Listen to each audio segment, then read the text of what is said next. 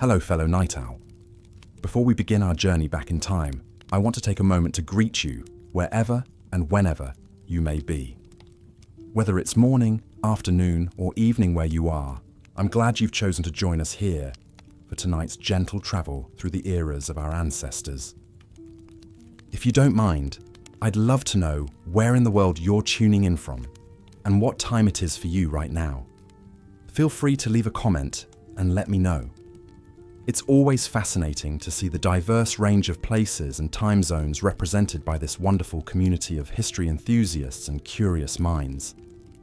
And if you enjoy this kind of calm, immersive storytelling that blends education and relaxation, please consider subscribing so you don't miss future adventures through the annals of history. But for now, get nice and comfortable, settle in, and let me gently transport you back to a very different time and place. Tonight, we'll be exploring what life was like for women in medieval Europe, a period spanning roughly from the 5th to the 15th century AD. It was an era of knights and castles, plagues and crusades, soaring cathedrals and sprawling manors.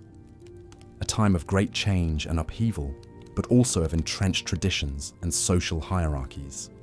For the vast majority of women, daily life in the Middle Ages was a far cry from the romanticized images of chivalry, courtly love, and fairy tale princesses that tend to dominate our modern perceptions. The reality was often harsh, oppressive, and unforgiving, with few rights or freedoms afforded to women. From birth until death, most were subordinate to men, first their fathers, then their husbands, with little opportunity to determine their own fates.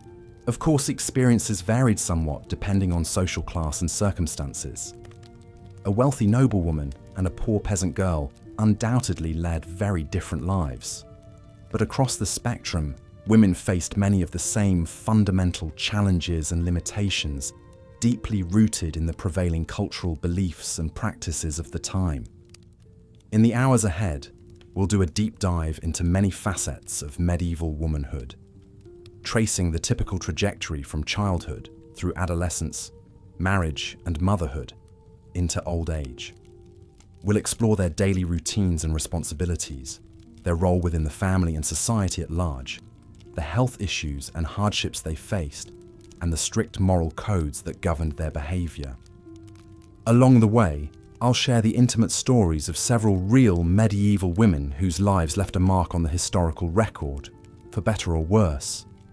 Queens and commoners, nuns and noblewomen, healers and accused heretics, each one with a unique perspective to add to our understanding of this multifaceted era.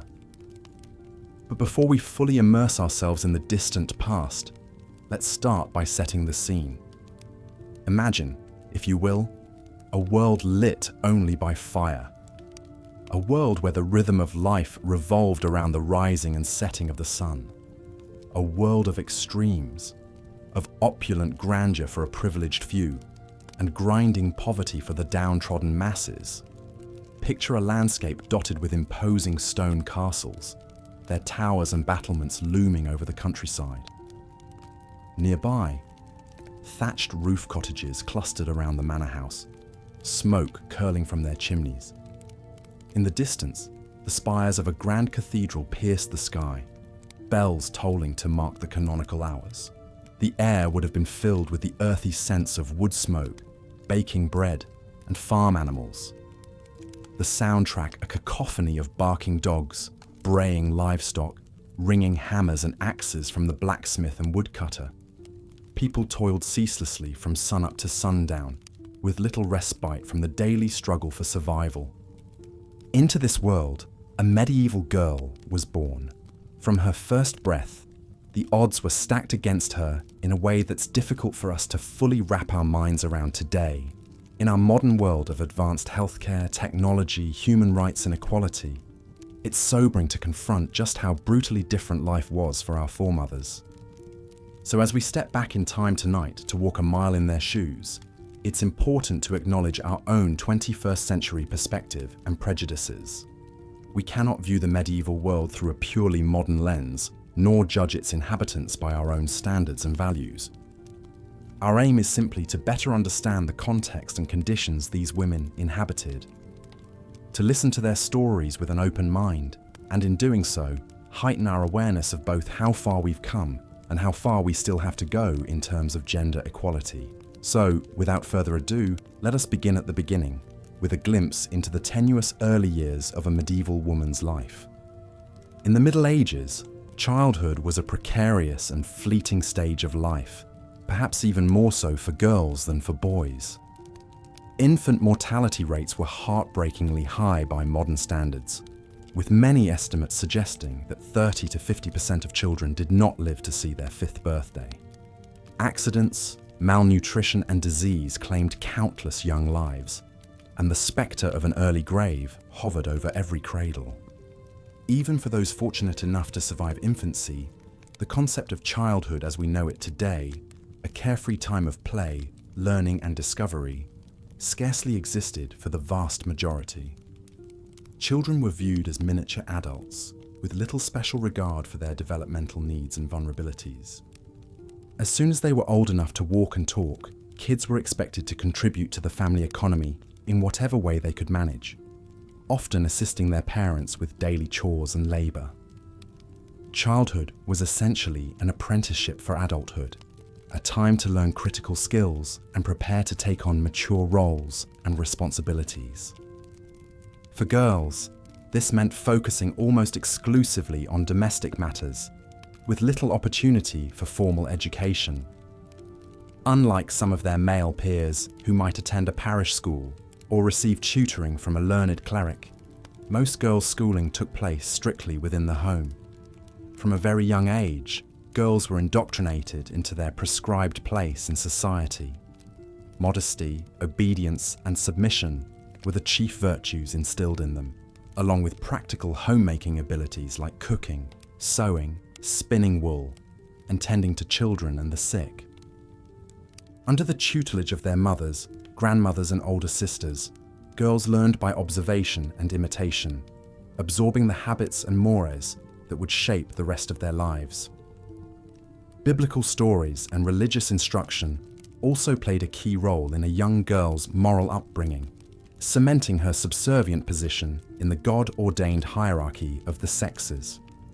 While some noble women might be taught to read and write, this was the exception rather than the rule.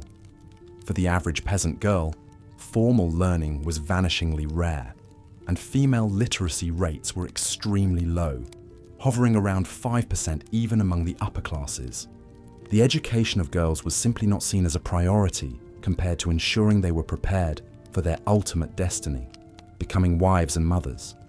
And indeed, the end of childhood often came abruptly and decisively with the onset of puberty and marriage. In the Middle Ages, marriage was less about love or personal fulfillment than it was a pragmatic arrangement designed to strengthen family alliances, increase economic stability, and produce the next generation. For girls, marriages were typically arranged by their father or another male relative, with little input from the bride herself. Legally, the minimum age for marriage was 12 for girls and 14 for boys, though betrothals and negotiations might begin much earlier. In practice, however, most women married in their late teens to early 20s, especially among the peasantry, where girls were vital sources of domestic labour for their birth families. Still, it wasn't entirely uncommon for very young girls, particularly in noble and royal circles, to be married off to much older men for political or financial gain. We can only imagine the terror and trepidation of a sheltered adolescent girl barely past the threshold of puberty, faced with the prospect of leaving her family to join a stranger's household. One poignant example of such a child bride was Isabeau of Bavaria, who at age 15 was wed to King Charles VI of France, a man 16 years her senior. A renowned beauty plucked from the minor nobility, Isabeau was a pawn in a political alliance between France and Bavaria, her personal feelings ultimately of little consequence. Thrown into the strange and glittering world of the French court, the young queen was woefully unprepared for the weighty responsibilities that awaited her. Chief among these was the pressure to produce a male heir to secure the royal line, a duty that would utterly consume the next chapter of her life as a wife and mother. From our modern vantage point, it's difficult to overstate the physical and emotional toll that the transition from maidenhood to marriage would have taken on these young medieval brides. Torn from the only life they had known and thrust into an often overwhelming new role, many must have felt profoundly isolated and unmoored. Wedding ceremonies themselves were less elaborate affairs than we might picture today, with little of the white lace and pageantry that would come to characterize nuptials in later centuries. For common folk, a simple exchange of vows before witnesses, perhaps presided over by a priest, would suffice to seal the contract. Only the nobility could afford more lavish celebrations, and even then, the focus was more on sealing alliances and celebrating the families joining together than on the individual couple. The bride was essentially handed from one man's authority to another's, her own identity subsumed into that of her new husband. In some cases, marriage also marked a definitive break between a woman and her birth family. While poor peasant brides usually stayed close to their parents, it was customary for a new wife to leave her childhood home and move into the household of her husband and in-laws. There, she would be expected to quickly adapt to an unfamiliar domestic hierarchy, learning to navigate relations with her husband's kin while establishing her own place in the pecking order. Integrating smoothly into this new family unit could be a real challenge, especially for young brides still learning to manage a household on their own. But of all the weighty responsibilities that a young wife shouldered, none was more consequential or potentially perilous than the expectation that she would bear children early and often. In an era of limited medical knowledge and high mortality rates, pregnancy and childbirth were risky endeavors that claimed many promising lives. Join me next time as we explore the joys and sorrows of medieval motherhood, the pressure to produce heirs, the scorn faced by those who bore only daughters, and the heart-wrenching losses endured by women of all stations. We'll get to know one of the era's most fascinating maternal figures in Eleanor of Castile, and trace her turbulent reproductive history across decades of queenship. Until then, I hope you'll take a moment to reflect on the little girls of the Middle Ages, the would-be brides and mothers whose childhoods ended almost before they began. Try to imagine yourself in their embroidered slippers, facing an uncertain future in an unforgiving world. Sleep well, and know that when next we meet, we'll once more shine a light into history's hidden corners and give voice to the often voiceless women who lived there. For theirs is a story that deserves to be told, no matter how distant or difficult it may be. Thank you, as always, for spending this time with me. Sweet dreams, and I'll see you soon for another boring bedtime story plucked from the pages of our collective past. Until then, farewell. As we've seen, medieval women were subject to intense oppression and restriction in virtually every area of life. From birth to death, their existences were tightly controlled by the men around them: fathers, husbands, brothers, priests. A woman had little autonomy over her own body, mind, or destiny. She was always under the watchful eye of male authority figures, quick to punish any perceived transgressions. The harsh morality of the Middle Ages, rooted in religious doctrine, placed women in an impossible bind. On one hand, church teachings cast women as inherently sinful and morally weak, daughters of temptress Eve. Their beauty was seen as a threat, a tool for leading men astray. Women were expected to cover their hair and dress modestly to avoid inflaming male lust. At the same time, as wives and mothers, women's primary duty was to be obedient, chaste, and pure. Any hint of flirtatiousness or sexual impropriety could ruin a woman's reputation. Adultery, even if committed by a husband, was always seen as the wife's failure. A jealous or disgruntled husband could easily accuse his wife of infidelity, condemning her to punishment. And those punishments for accused adulteresses were brutal and humiliating. A woman might be paraded through the streets stripped to the waist, while a town crier announced her sins. She could be whipped, dunked in water, or locked in the stocks while crowds jeered and threw rotten food. In extreme cases, the penalty was death. But a woman need not even commit a crime to be subjected to public mortification. Gossiping, scolding, and nagging were also cause for painful embarrassment, like the scold's bridle. This iron muzzle enclosed the head, with a metal bit pressing down the tongue. The accused woman would be led through town to endure mockery and shame. Even for those rare women who sought a religious vocation, freedom remained elusive.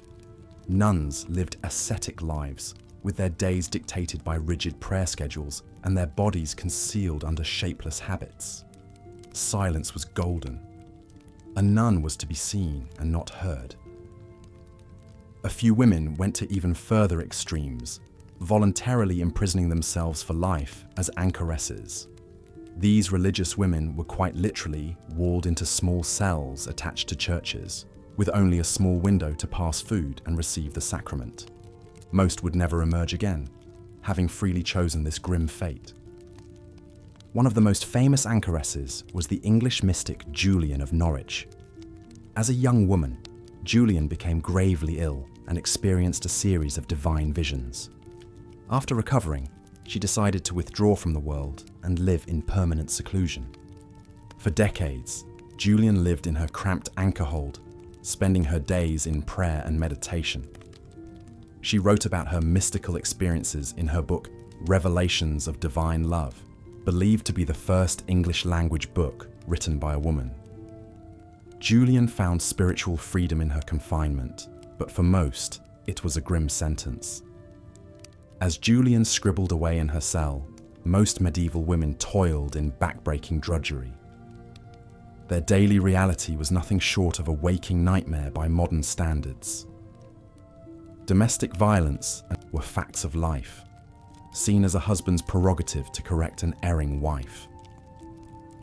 The story of Marguerite of Flanders illustrates just how vulnerable even highborn women could be.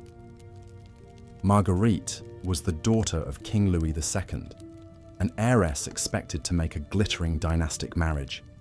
Instead, she was abducted several times by her husband, the cruel Daveyson, who kept her imprisoned for years. Marguerite endured unimaginable abuse at his hands, bearing many children. When Marguerite finally escaped and fled to her father, her ordeal was far from over. The king sided with his daughter at first, but Daveyson successfully argued in court that a wife was essentially the property of her husband. Poor Marguerite was forced to return to her abuser, who continued to torment her until his death. The tragic plight of this French princess was sadly all too common. Women were essentially chattel belonging to men. Without the protection of family or fortune, common women were utterly disposable. A rural woman might break her back doing farm labor from dawn to dusk, or injure herself hauling water and firewood. Her exhausted body would be expected to produce a brood of children, always hoping for sons. If she managed to survive the dangers of childbirth, she had to contend with near starvation as food was scarce. Malnutrition and repetitive stress would age her prematurely. Disease and poor hygiene ravaged her health. Fleas, lice, and bedbugs were constant companions. She was old before her time. For unmarried women, survival often meant resorting to begging or prostitution. Unattached females were viewed with deep suspicion by medieval society. Women were expected to be under the dominion of a man, either a husband or male relative. Without that protection and control, they were seen as dangerous and unnatural. Those who sold their bodies to scrape by lived on the margins in every sense. Prostitutes were simultaneously necessary and reviled. Cities like London had designated red light districts such as Southwark, where brothels could operate under license. But woe betide the woman caught plying her trade outside those boundaries. Severe fines and time in the stocks awaited them. As bad as their situation was, prostitutes still fared better than other desperate women. Those who sank into vagrancy or joined wandering bands of criminals risked brutal treatment at the hands of the law. Medieval justice was swift and merciless. Women could be flogged, branded, or subjected to mutilation for crimes as petty as theft. But all women, whether princess or prostitute, lived in the shadow of an even darker threat. The spectre of violence against women loomed large, an inescapable hazard. Men of all classes, from nobles to peasants, saw the women around them as fair game to be used and abused. The notion of consent was virtually non-existent. Only if the victim was an unmarried virgin, ideally of good family, were her claims taken seriously. Even then, the best she could hope for was that her attacker might be pressured into marrying her. After all, he had ruined her, so it was the least he could do to make her his wife. The woman's feelings in the matter were irrelevant. Perhaps nothing illustrates the precarious position of medieval women as much as the fear of witchcraft accusations that hung over their heads, like the sword of Damocles. In a world where bad harvests or sickness striking down cattle could threaten a community's very survival, women were convenient scapegoats. Any woman who stood out, whether for her knowledge of her law or her failure to conform, could find herself denounced. Midwives and female healers were especially vulnerable, targeted for their dark arts. A woman who eased the pains of childbirth or nursed villagers through disease was just as easily painted as a consort of the devil. If crops failed or babies fell ill, she was blamed for wielding evil magic. Witch trials were sham affairs, with the outcome decided from the start. Accused women were stripped and searched for the devil's mark, some blemish or mole that supposedly proved their guilt. Confessions were extracted under torture, and not confessing was also seen as proof, so the innocent were damned either way. The lucky ones got off with being dunked in water or publicly humiliated. But many accused witches met a fiery end, burned at the stake before a jeering mob. The palpable misogyny of the witch trials served as a potent reminder to all medieval women that they walked a razor's edge. Any misstep or false move could prove fatal. Given this constant, suffocating oppression and threat of male violence, it's astounding that medieval women managed to carve out any shreds of agency and self-determination. But in small ways, some remarkable individuals did resist and rebel against the life that men and society prescribed for them. There was Christine de Peasant, one of the first professional female authors who dared to challenge the rampant woman-hating in male scholarly works. Her book, The Book of the City of Ladies, compiles the stories of notable women and directly confronts misogynistic arguments. As a widow who wrote to support herself and her children, de Peasant faced condescension from male intellectuals, but she persisted nonetheless, arguing passionately for women's moral and intellectual equality.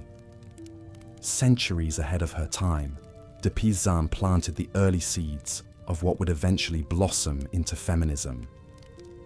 And in the lives of many ordinary women, there were quiet acts of resilience and solidarity. Women relied on each other for support in the birthing room and formed networks to care for each other's children. In the fields, they shared gossip and complaints, finding fleeting moments of levity and laughter amid the toil.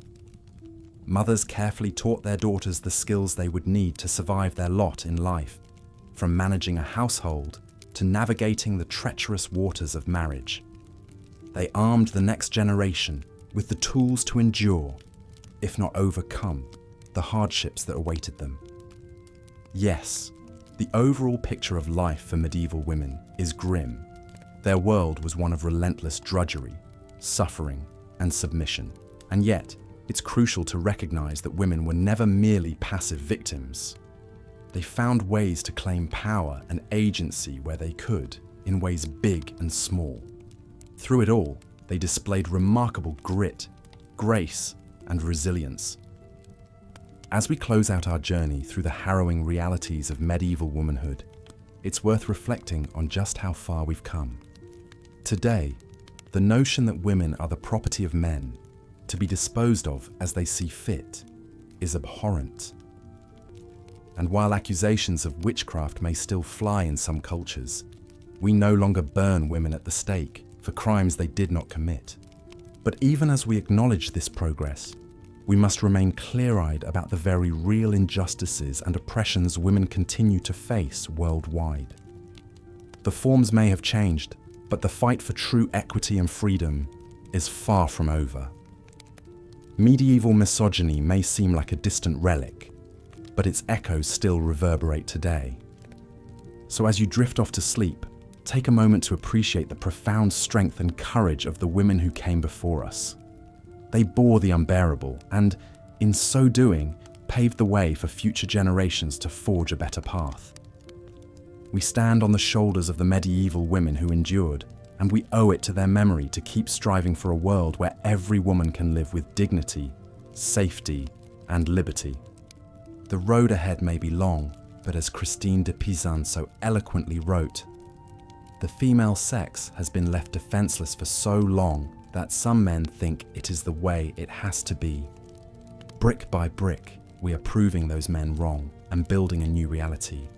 Medieval women may have lived in a time of darkness, but their unbreakable spirits lit the way forward, candles in the night, guiding us on. And that, my friends, is boring history worth remembering at bedtime. Sweet dreams. The poor hygiene and sanitation of medieval times made life unpleasant for everyone.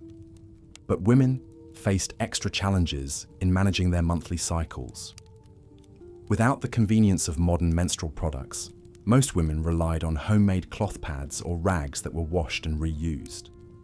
These offered minimal absorption and leak protection. Some women resorted to using grass, hay, sheep's wool, or even moss to stuff into their undergarments during their periods. Needless to say, chafing and infections were common problems. Bathing was a rare luxury for medieval women of lower classes. Even if they had access to a river or stream for washing, the water was often polluted with human and animal waste, spreading diseases. Most people subscribed to the belief that water could carry sickness into the body through the pores of the skin. This led to infrequent bathing, maybe a few times per year, supplemented by sponge baths. Lice and fleas were rampant. Laundry was another constant battle. Clothing had to be washed by hand in a pot over the fire or in a river, scrubbed against a washboard, then wrung out and hung to dry. The process was backbreaking and time-consuming. Wet, heavy clothing placed near the fire was a burn risk. Most families owned only 1 to 2 sets of clothing that were worn threadbare, making the laundering even more difficult. In the castles and manor houses of the nobility, standards of cleanliness were somewhat better, but still fell far short of modern expectations. The wealthy could afford servants to heat water, prepare baths, and launder clothing more regularly. Scented oils and herbs masked odours. However, even the grandest stone fortress lacked running water, flush toilets, and proper waste disposal. Chamber pots were emptied out windows into the courtyards. It's telling that one of the most popular and precious wedding gifts an aristocratic medieval bride could receive was a flea fur, a fur wrap meant to attract fleas away from the body. Pests were inescapable. Rats scurrying through bedchambers and banquet halls spread the fleas that carried the bubonic plague. When the Black Death swept through Europe in the 14th century, it wiped out an estimated 60% of the population. Women were on the front lines of nursing the sick and mourning the dead. The widespread death and devastation of the plague years disrupted society and accelerated changes in medieval medical practices. Tending to the ill fell largely on women in their roles as wives, mothers, midwives, and nuns. At a time when physicians were expensive and few in number, the care women provided was critical. Convents often served as hospitals of last resort for the poor and destitute. Elderly nuns passed down herbal folk remedies to their novices. Some women parlayed their healing knowledge into careers as midwives, apothecaries, and surgeons. In the 14th century Paris, Jacqueline Félicien de Almania was put on trial by the medical faculty of the University of Paris for illegally practicing medicine as a woman. Her patients, including priests and noblewomen, testified on her behalf, praising her diagnostic and treatment skills that surpassed male physicians.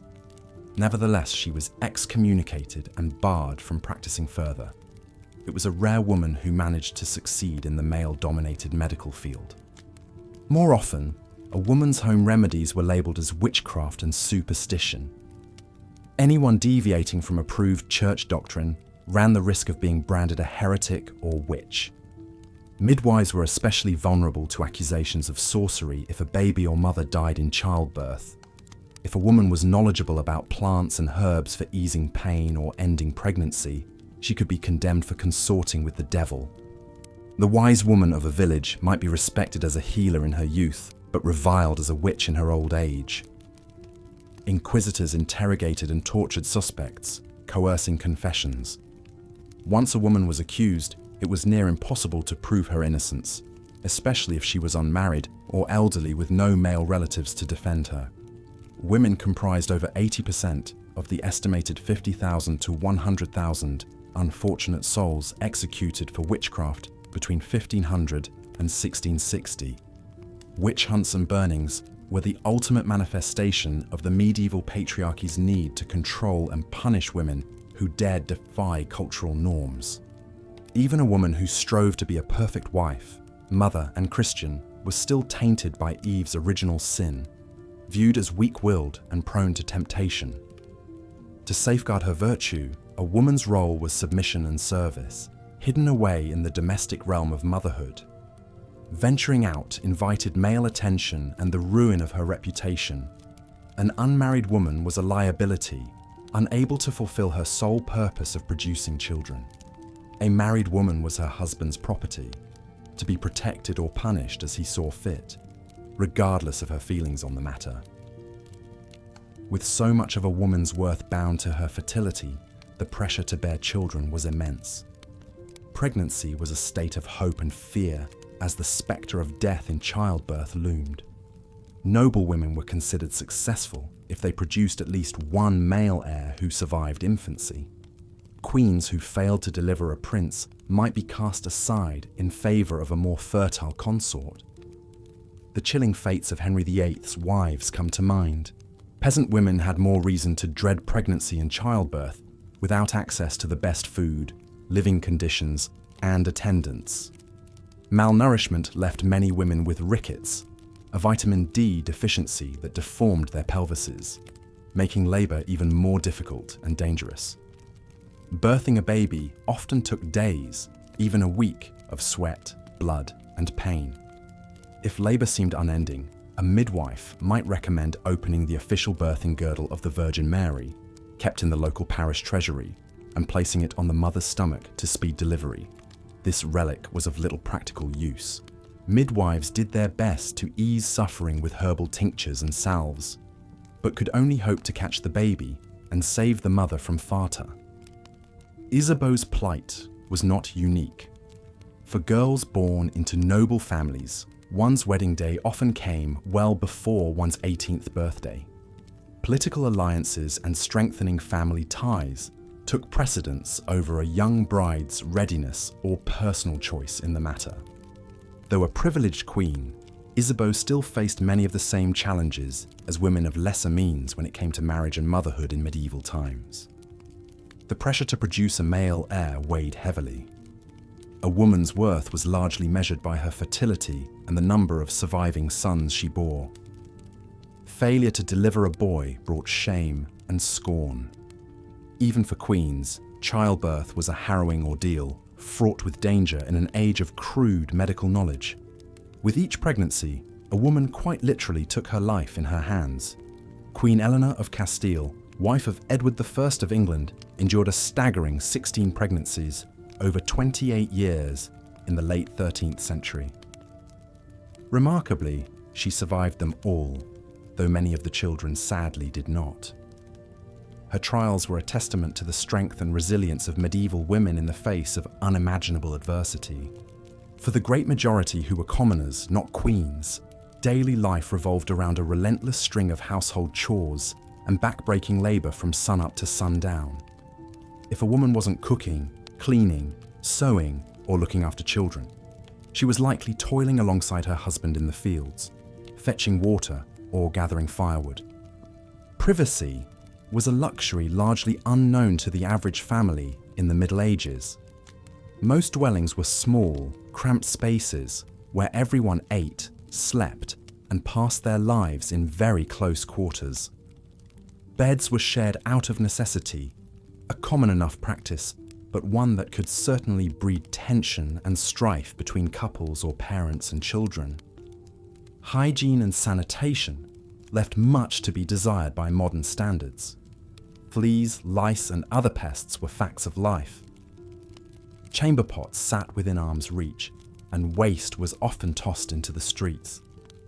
It's no wonder that disease ran rampant in medieval towns and cities. But perhaps no aspect of a woman's life was as trying and tragic as the lack of control over her own destiny.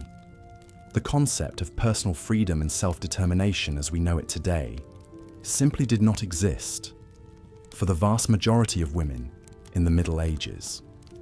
From cradle to grave, a woman's path was dictated by the men in her life: fathers, husbands, brothers, sons. Even a woman of considerable talents and intellect was hard-pressed to forge an independent existence. The French writer Christine de Peasant stands out as a rare exception. After losing her husband at a young age, de Peasant defied convention by supporting herself and her children as a professional scribe and author. In her most famous work, The Book of the City of Ladies, she imagined an allegorical city populated by great women of history and mythology. It was a revolutionary act of the imagination in a time when the prevailing wisdom held that women were weak, fickle creatures, incapable of reason or virtue. But de Peasant's proto-feminist thinking was centuries ahead of its time. For most medieval women, their bodies were not fully their own. They were at the mercy of their husbands' desires and whims, subject to physical and sexual abuse with little recourse. Marital rape was not a concept, as a woman was considered her husband's property. Domestic violence was a husband's prerogative. If a beaten wife dared to complain, she was more likely to be chastised for provoking his anger than to see justice served. Even a high-born heiress had little protection against an abusive spouse. When Marguerite, the Countess of Flanders, displeased her cruel husband Louis of Maille, he had her abducted, imprisoned, and threatened with execution in the 14th century. Her story reads like a Gothic nightmare, but it was all too real for countless medieval women. The Church, which permeated every aspect of medieval society, often reinforced oppressive attitudes toward women. Ever since Eve tempted Adam with the forbidden fruit, women had been seen as inherently sinful, morally suspect seductresses who led men astray. Female sexuality was something to be stifled and strictly controlled. A woman's foremost duty was to remain chaste and pure, ideally as a virgin consecrated to Christ, but if not, as a virtuous wife and mother. Woe betide any woman who stepped outside those narrow lines of acceptable behavior. The consequences could be severe: a ruined reputation, abandonment, physical punishment, even death in extreme cases. Some pious women sought to escape the dangers and disappointments of the outside world by retreating into religious seclusion. The English mystic Julian of Norwich chose to be walled into a small cell attached to a church in the early 15th century, receiving food and necessities through a small window. There, she spent decades in solitary prayer and contemplation, even writing a remarkable series of revelations. For her, the anchoress's cell meant safety and spiritual purpose.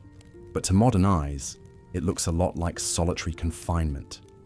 As we've seen, life for the medieval woman was defined by constriction, of opportunity, of body, of spirit, corseted by rigid gender roles, cosseted by religious doctrine, confined to the domestic sphere, She endured tremendous hardship and often died young.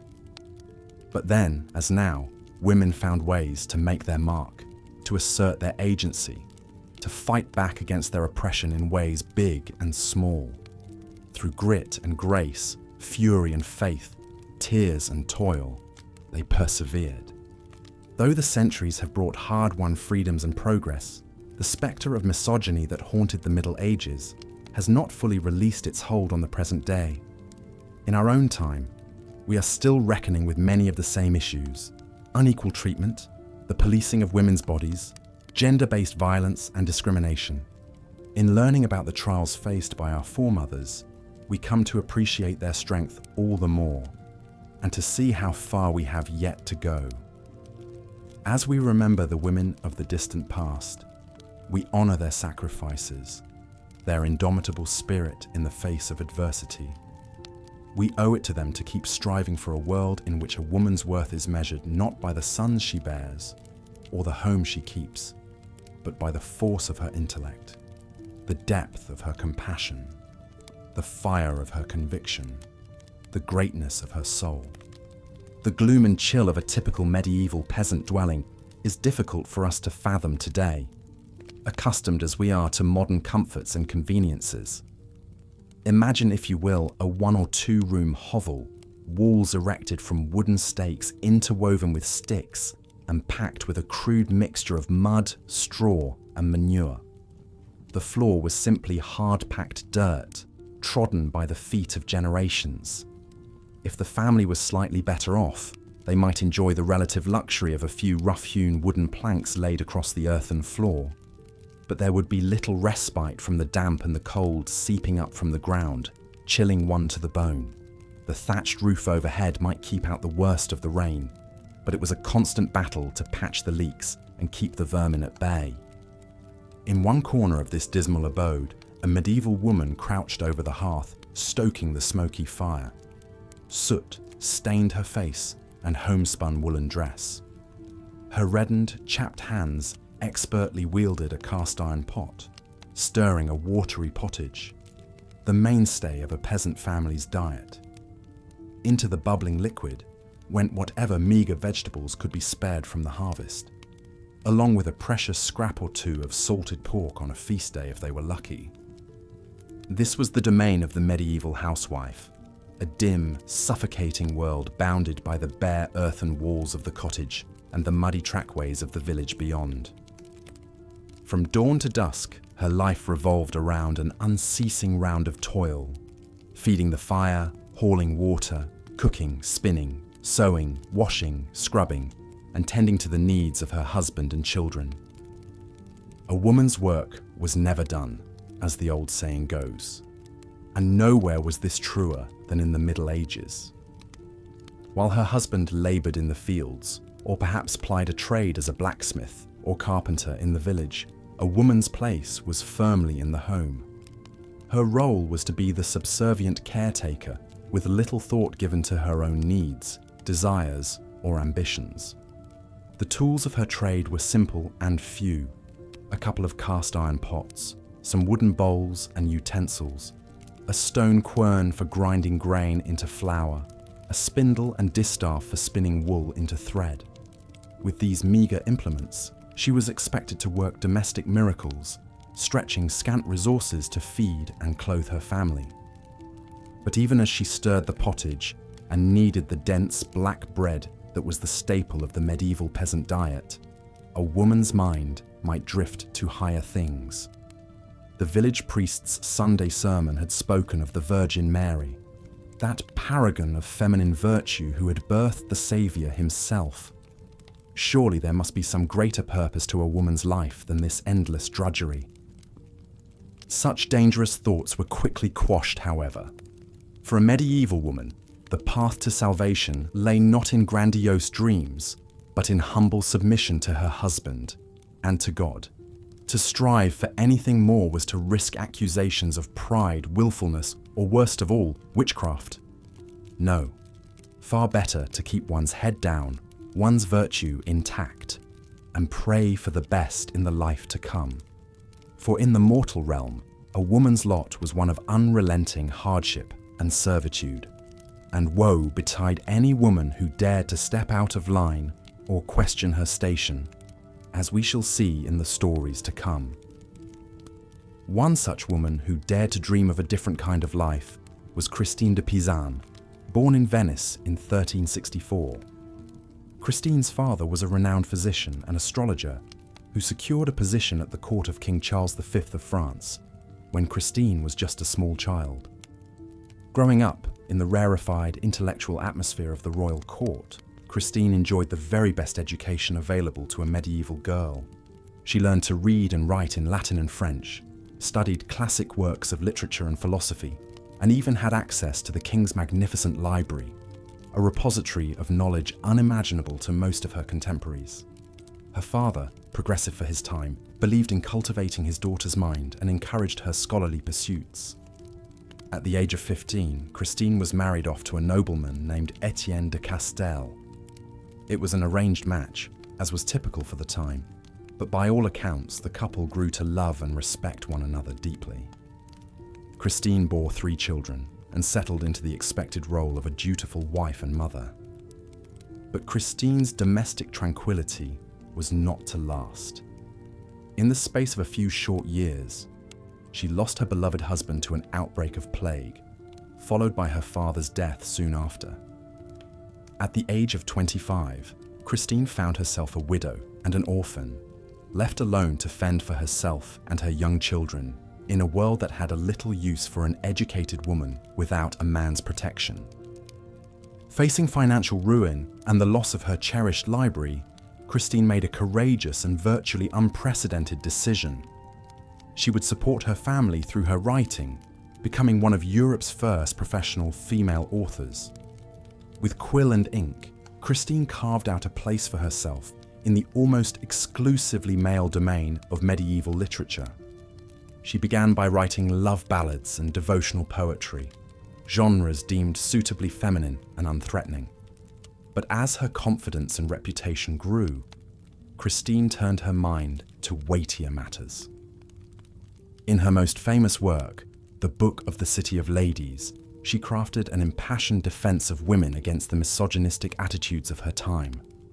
With elegant, incisive prose, Christine dismantled the pervasive notion that women were inherently morally and intellectually inferior to men. She argued that women were just as capable of virtue, learning, and leadership as their male counterparts, if only they were given the chance to prove themselves. Through a series of vivid biographical sketches, Christine celebrated the accomplishments of great female scholars, artists, warriors, and saints throughout history. From the ancient world to her own time, she highlighted women who had overcome overwhelming odds to make their mark on the world. There was the famed scholar Hypatia of Alexandria, brutally murdered by a mob for daring to teach philosophy and mathematics. The fearsome Queen Semiramis of Assyria, a brilliant military tactician who conquered vast swaths of the ancient world. And the saintly mystic Hildegard of Bingen, whose divine visions and soaring musical compositions had earned her renown throughout Christendom. With each story, Christine chipped away at the edifice of misogyny, making a powerful case for the fundamental equality of the sexes. Her radical message resonated with a small but growing audience of educated women who saw in Christine a beacon of hope in a society that sought to keep them in the shadows. Of course, Christine's proto-feminist views were not well received by the male establishment.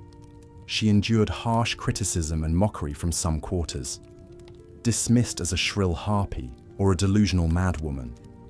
Her own lifelong struggle for recognition and respect was a testament to the deeply entrenched barriers faced by medieval women with ambitions beyond hearth and home. But Christine refused to be silenced. She continued to write prolifically until her death around 1430, leaving behind a body of work that would influence generations of women to come. Her legacy is a shining example of how one woman's voice, raised in defiance of oppression, could echo down through the centuries. As we continue our journey through the lives of medieval women, keep Christine de Peasant in mind as a rare flicker of light amidst the darkness. For most of her contemporaries, the possibilities she represented of an independent intellectual life were little more than an impossible dream. Marguerite's story illustrates the precarious position of even noble and high-born women in medieval society. Though an heiress of considerable wealth and status, she was still ultimately at the mercy of the men in her life, to be traded and treated as a possession. The fact that there were few real consequences for her husband's brazen abduction shows how such acts of gendered abuse and oppression were often tolerated or overlooked. A woman's well-being was simply not a priority. Of course, women of lower classes had it even worse. With little money or status to shield them, peasant women were easy targets for exploitation by lords, masters, and even their own husbands or fathers. Domestic abuse was rampant, seen not as a crime, but as a man's way of controlling his wife and daughters. According to church doctrine, a woman's duty was to obey and submit. If she stepped out of line, violence was considered an acceptable form of discipline. Making matters worse, women had very little recourse or protection under the law. In most parts of medieval Europe, they couldn't press charges against an abuser, request a separation, or seek justice in their own name. Neighborly intervention was rare as domestic matters were considered private. Unless abuse was egregious and notorious enough to become a public scandal, women were expected to endure in silence. To leave a marriage was to risk complete social ruin. Only in the most extreme cases of cruelty might a noblewoman appeal to her own family or the church for help. But such requests were not always heeded. After all, a wife was a husband's property, his to treat as he pleased within the privacy of the home. It was not uncommon for a beaten wife to be sent back to her abuser after a brief respite. Unless her family could afford to quietly retire her to a convent, her options were bleak. The underlying vulnerability of women's position is perhaps best exemplified by one of the most famous abduction cases of the Middle Ages, that of Marguerite of Flanders. Born in 1350, Marguerite was the only daughter of Louis II, Count of Flanders. As his sole heir, she stood to inherit one of the richest territories in Europe, making her a prime catch on the medieval marriage market. At the tender age of 11, she was wed to Philip of Rouvre, Duke of Burgundy, but he died just 4 years later, making teenage Marguerite a very wealthy widow in need of a new husband. Her father swiftly arranged another political match, this time to Philip the Bold, also of Burgundy. However, another suitor was waiting in the wings, Marguerite's own cousin Louis III, Count of Flanders. Louis was eager to keep control of Flanders within the family, so in a brazen move, he abducted his young cousin, spiriting her away to Ghent. The poor girl had little say in the matter, as the men in her life fought over her considerable fortune. Though her father eventually retrieved her and saw through the original betrothal to Philip, the whole sordid affair demonstrates how even elite women were pawns in the power struggles of men. Such casual misogyny and oppression seeped into all aspects of a medieval woman's life, even the spiritual. The teachings of the Catholic Church in this period were heavily imbued with notions of female subservience, sinfulness, and sexual temptation. Ever since Eve took a bite of that forbidden fruit, women were seen as morally weaker and more prone to vice than men.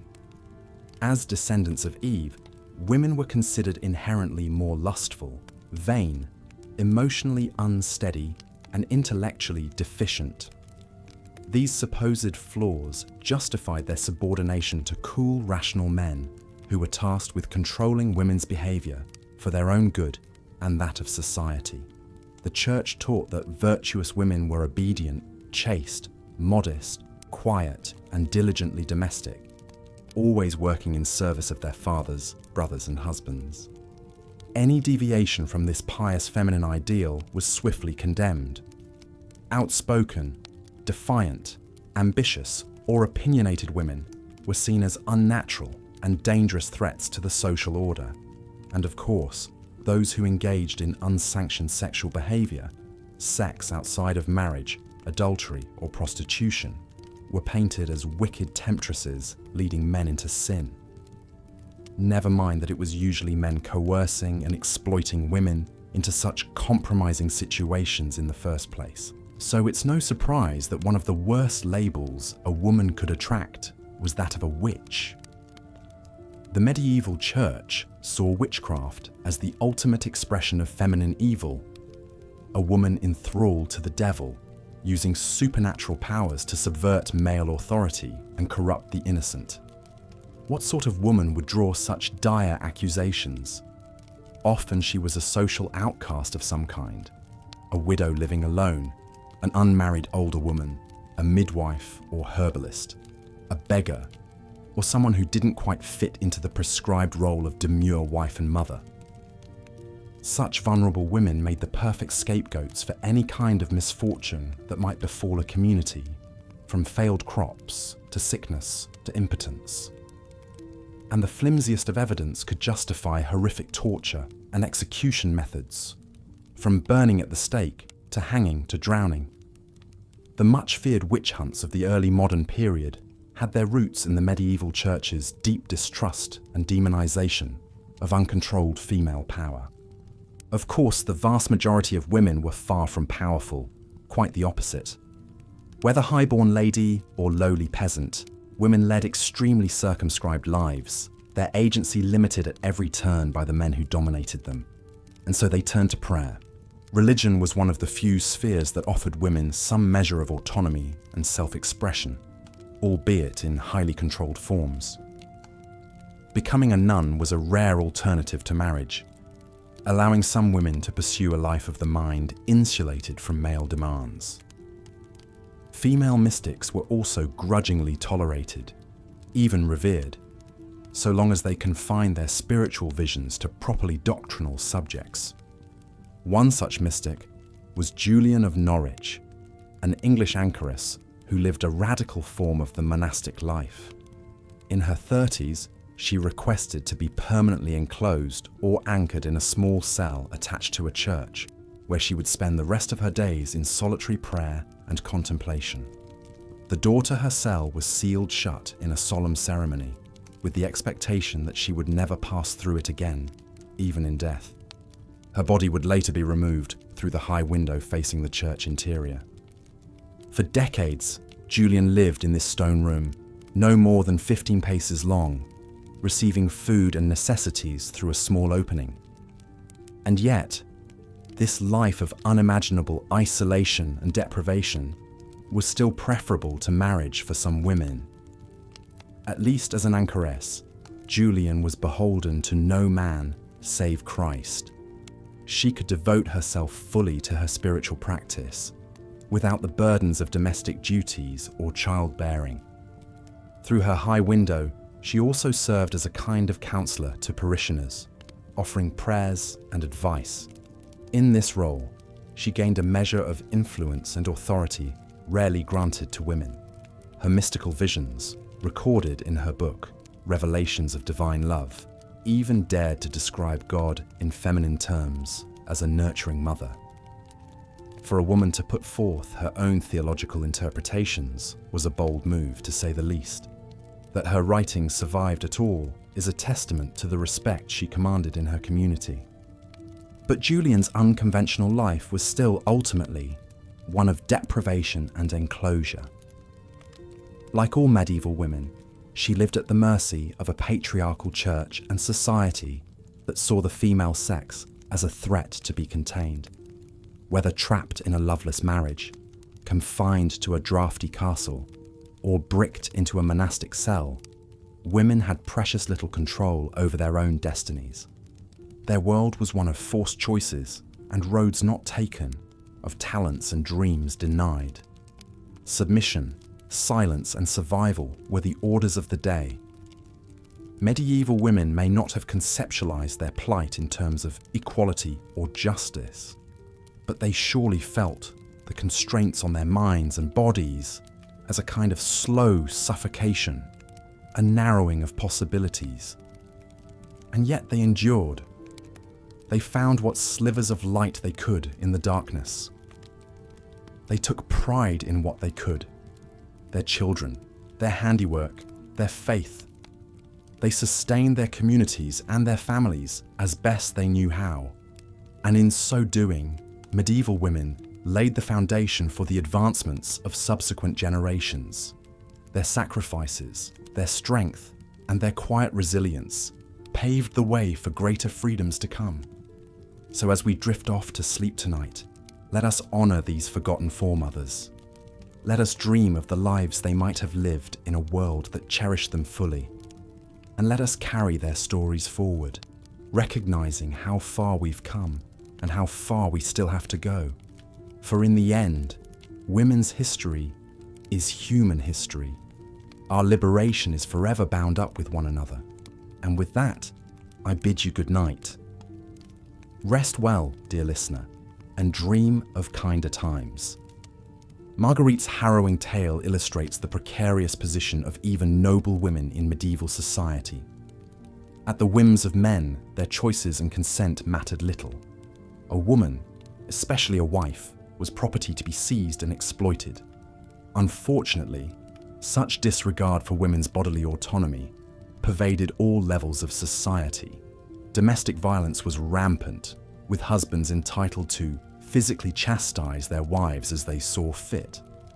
As the 15th century Liber Extra decreed, a man may chastise his wife and beat her for her own correction, for she belongs to him, so may he chastise her. Peasant women often bore the brunt of their husbands' frustrations over grueling field labour, meagre food, and wretched living conditions. With large families crammed into tiny cottages, privacy was non-existent and tempers short. The wine and ale consumed to stave off hunger and contaminated water certainly didn't help matters. Higher up the social ladder, aristocratic husbands might exercise a bit more restraint with their beatings to avoid marring their wives' appearances. However, spousal abuse remained common, if more discreet. A noblewoman was still her lord's property to discipline as he pleased behind chamber doors. Her wifely duty was to submit to his authority in all things. Of course, the ultimate violation was marital rape, a concept that didn't even exist in the medieval mindset.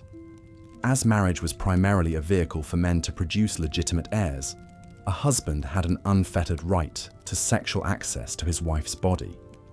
Her willing participation was deemed irrelevant. These attitudes were only reinforced by both religious doctrine and the era's rudimentary medical knowledge. Church teachings portrayed women as inherently sinful, lustful creatures who needed to be kept firmly under male control. Female desire was an aberration, whereas male desire was natural and unavoidable. If a husband forced himself on his wife, well, perhaps her wanton behavior had triggered his base urges. Medical texts, meanwhile, claimed that female seed had to be warmed and stimulated to procreation by vigorous action of the male rod. Women's enjoyment was considered essential to conception. By this logic, if a wife became pregnant, surely she must have been a willing participant in the act, regardless of her objections. Between victim blaming and biological misunderstandings, women who suffered sexual violence had little recourse. Speaking out earned scorn, skepticism, and accusations of seduction. She wanted it. She tempted him into sin. The medieval Rupling poem even advised, "What you can't prevent, you might as well enjoy." Thus, in the face of assault, a woman's best hope was to avoid pregnancy and additional shame. Midwives and healers passed down secret recipes for herbal abortifacients and contraceptives. Pennyroyal, tansy, and certain fungi could induce miscarriage, while rue and Queen Anne's lace, or wild carrot seed, worked to prevent conception. Discreet networks of women quietly shared such illicit knowledge. However, even these small rebellions against men's tyranny over their bodies put women at risk of hemorrhage, infection, and worse, accusations of witchcraft. The medieval mindset simply could not conceive of women controlling their own reproductive fates. Anything that enabled them to thwart a husband's prerogative or a God-given pregnancy was surely the devil's work. Perhaps most tragically, some women internalized this oppression, coming to believe they deserved no better than the abuses heaped upon them. When marriage was a woman's only option, and her husband her lord and master, what other choice did she have but to submit? How could she imagine any other way? Yet despite the trauma inflicted on both flesh and spirit, medieval women endured. They tended to each other's wounds, whispered words of solidarity, and in quiet moments, composed lives that transcended their suffering. Through sheer grit, they carried on being dutiful wives, loving mothers, and keepers of self in a world that granted them precious little. Continuing this time-worn tradition of female resilience was an English mystic who rose to become one of the most influential Christian theologians of her age. Yet her cloistered existence began not entirely by choice, but as a last resort for an unmarriageable woman. Born in 1343, the woman history knows as Julian of Norwich was likely a surplus daughter in a noble family fallen on hard times. With no dowry or influential connections, her options would have been bleak, a burdensome spinster dependent on begrudging relatives or a life of back-breaking farm labour. For such undesirable women, the convent offered both refuge and a veneer of respectability. Thus, in her early 30s, Julian committed herself to one of the most extreme forms of the religious life, that of an anchoress. Literally walled up in a small cell attached to the side of a church, she would spend the rest of her days in prayer and contemplation, never emerging into the light of day. The requisite ceremony carried all the gravity of a funeral mass, and understandably so. An anchoress bade a permanent farewell to the world of the living. The bishop would sprinkle the tomb of her cell with dust and intone, "Ashes to ashes, dust to dust." With the finer bricking of the cell door, she was considered dead to all she previously knew. Entering her tomb while still very much alive, Julian likely felt a mixture of terror and relief. By the grace of God, she had escaped the trials of marriage and motherhood that consumed and destroyed so many women. Yet she had condemned herself to a kind of living death, trapped in a stone prison scarcely large enough to lie down in. Still, for the pious Julian, even this harsh existence must have seemed preferable to being some man's chattel. An anchoress enjoyed a degree of autonomy almost unthinkable for a medieval woman. Subsisting on alms left by the faithful, she was beholden to no husband or father. Her days were her own to spend in solitary devotion to her heavenly spouse. Moreover, in a society that regarded most women's words as worthless prattle, an anchoress' pronouncements carried rare spiritual authority. Townsfolk would flock to the small curtained opening in Julian's cell to pour out their sins and troubles, hoping to receive divine wisdom from the holy woman's lips. And dispense wisdom Julian did, though of a surprisingly progressive bent for her time. In 1373, she experienced a series of vivid visions during a near-fatal illness. These mystical showings radically upended traditional Christian teachings about sin, damnation, and a wrathful God. Critically, her visions centered on Jesus' Mother Mary and the motherhood of God. Julian saw the divine as a nurturing parent who cherished all creation and could never condemn any beloved child to eternal hellfire. "God is our mother as truly as he is our father," she proclaimed. "In our mother Jesus we grow and develop. In mercy he reforms and restores us." This tender maternal theology stood in stark contrast to the harsh patriarchal view of women as wicked temptresses and sullied vessels of sin. For Julian, it was men's pride and reckless buying of love that marred God's perfect handiwork. Women, like Mother Mary, embodied the purest form of Christ-like love and mercy.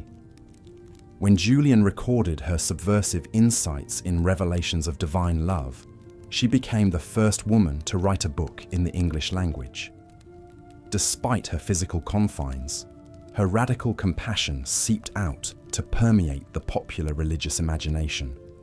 Decades after her walled entombment, local people still referred to her as Dame Julian, who is living at Norwich. Indeed, though Julian's body remained immured in her anchor hold, her mind and soul roamed free.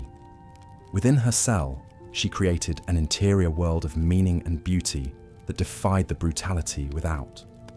For her and many solitary female mystics, the convent was both a refuge and a rare opportunity for intellectual and spiritual self-realization. Still, Julian's unlikely triumph can't negate the tragedy of medieval women's overall plight. That a lifetime of walled solitude was one of their better options speaks to the soul-crushing limitations they faced. The vast majority never escaped the domestic prisons that constrained them from cradle to grave.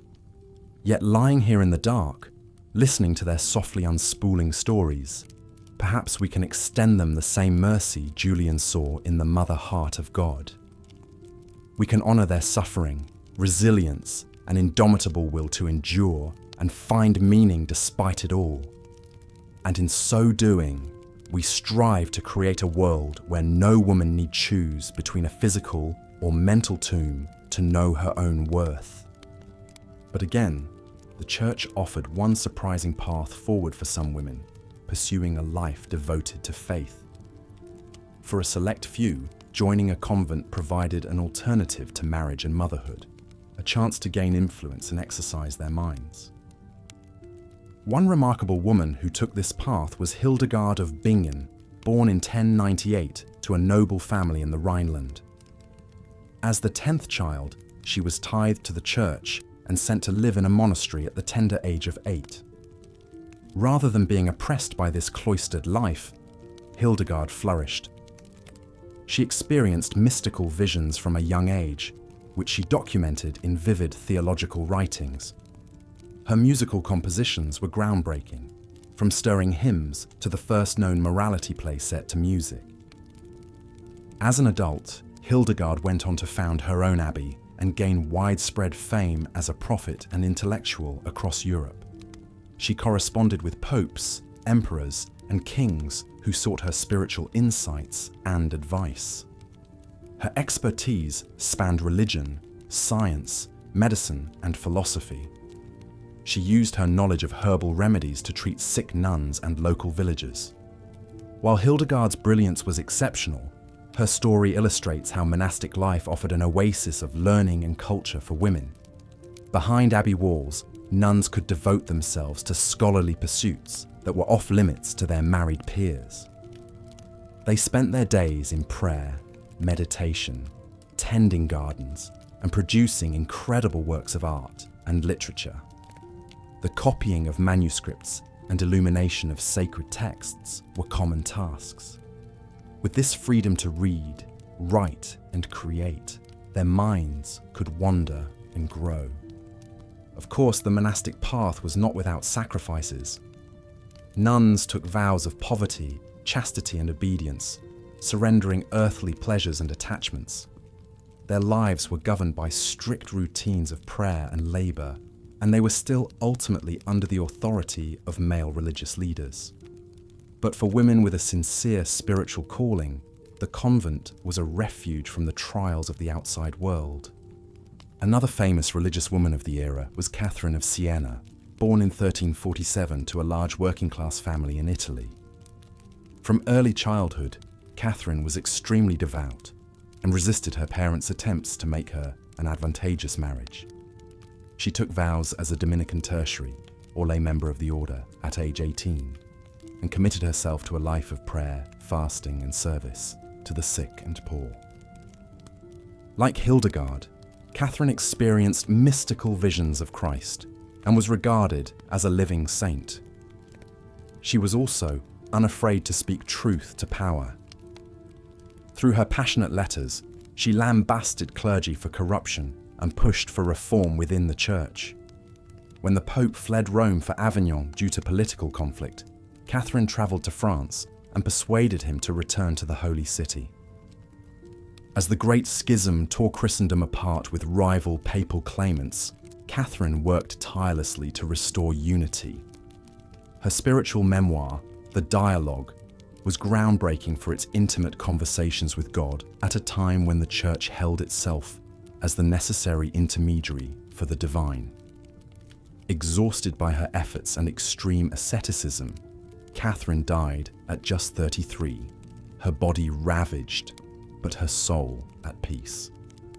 Women like Hildegard and Catherine demonstrated the potential for intellectual and spiritual greatness, even within the constraints of their society. They channeled their faith into lives of purpose that transcended convention. While most medieval women could never dream of wielding such influence, the presence of these monastic scholars and mystics added a layer of complexity to the era's gender dynamics. For the vast majority, however, the church was more of a disciplining force than an elevating one. Parish priests and nuns worked to uphold rigid moral codes, especially around sexuality and propriety. Women's behaviour was tightly policed. They were to be obedient, chaste, and above reproach. Stepping outside these bounds could have brutal consequences. In the 13th century, the medieval Inquisition began cracking down on heretical threats to church doctrine. While inquisitors targeted many groups, women were especially vulnerable to accusations of witchcraft and collusion with the devil. What exactly constituted witchcraft was often vague and all-encompassing. Anything from ominous mutterings to mysterious potions could be grounds for suspicion. As fear and superstition swirled, midwives and female healers became prime targets. Their knowledge of childbirth and herbal remedies was interpreted as dark magic. One notorious manual for identifying witches was the Malleus Maleficarum, or Hammer of Witches, published in 1487. This lurid text advanced the idea that women were naturally more susceptible to the devil's temptations due to their fickle, carnal natures. It included a script for interrogating accused witches that usually led to confessions under torture. Those found guilty faced horrific deaths. Beheading, hanging, or burning at the stake in public spectacles meant to terrify others into piety and conformity, while the full-fledged witch hunts peaked in the 16th to 17th centuries. Their roots lay in the medieval church's deep mistrust of women's power. Of course, the spectre of witchcraft could also be used for more cynical ends. Charges might be levied to punish a woman who spurned a man's advances or dared to speak her mind too boldly. Widowed or single women living on the margins of society were common scapegoats. The vague nature of the crime made it a convenient pretense for removing inconvenient women. Beyond the most violent episodes, daily spiritual life centered on a steady stream of masses, feast days, and seasonal celebrations. Women were expected to be the pious heart of the family, tending to prayers and devotions. The cycle of church festivals structured the year: Advent, Christmas, Lent, Easter, Saints' Days. Much of a woman's free time revolved around preparing for these events. At the same time, traces of older pagan traditions endured and mingled with Christian practices. Medieval holidays often had raucous earthy elements like maypole dances and harvest revelry that the church tried to tame. Some women surely found ways to experience joy and release within these quasi-religious festivities. Ultimately, the church was a ubiquitous framework that medieval women had to navigate with extreme caution. It offered both an ideological justification for their subjugation and an occasional escape route from worldly demands. Women had to walk a razor's edge, meeting high expectations of virtue while facing perpetual suspicion. Conformity to religious doctrine was yet another constraint on their freedom. As we've seen, whether in the domestic sphere, the world of work, or the eyes of the church, medieval women faced relentless challenges. But even in this unforgiving landscape, some found ways to carve out meaning and exert agency, however small. In the final stretch of our journey through this distant yet resonant era, we'll meet a few more extraordinary women who managed to make their mark and consider how the medieval mindset continues to shape gender dynamics today. The road behind us is long and winding, but there are still revelations ahead. The days were long and arduous for medieval women, filled with a never-ending litany of chores and responsibilities. From sun-up until sundown, a woman's work was truly never done. While their husbands and fathers toiled in the fields, plying their trades, or rode off to war, it fell to the women to keep the home fires burning.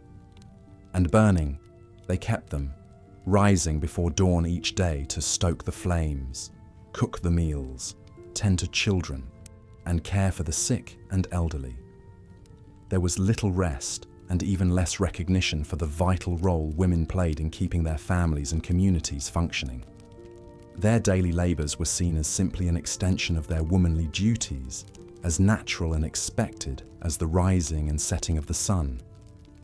A woman's worth was measured not by her intelligence, her talents, or her dreams, but by the sons she bore, the tidiness of her home, and the subservience she showed to her male betters.